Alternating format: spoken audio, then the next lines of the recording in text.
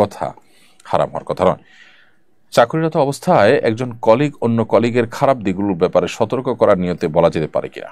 হ্যাঁ, কোনো কলিগের খারাপ দিক আপনি এমন কাউকে বললেন যিনি তার সাথে কাজ করবেন বা করতে যাচ্ছেন বা করছেন, যেটা না জানলে তিনি ক্ষতিগ্রস্ত হয়ে যেতে পারেন, সেই জায়গা থেকে তার কোনো দুর্বল খারাপ দিক তার কাছে প্রকাশ করলেন যে ভাই আপনি তার সাথে কাজ করবেন বা করতে যাচ্ছেন বা করছেন, তার মধ্যে কিন্তু এই খারাপ দিক আছে যেটা আপনাকে স্পর্শ করতে পারে।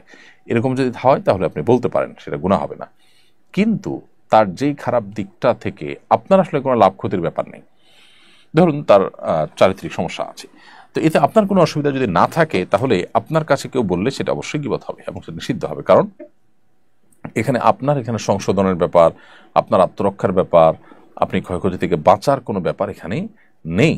আর যেহেতু ইন্নামাল আমালু বিন্নিয়াত, প্রত্যেকটা আমল নিয়তের উপর নির্ভর করে, অতএব আপনার সেরকম কোনো ইন্টেনশন বা নিয়ত না থাকার কারণে আপনি এ ধরনের গীবত করলে সেটা নিষিদ্ধ হবে এবং নাজায়েজ হবে।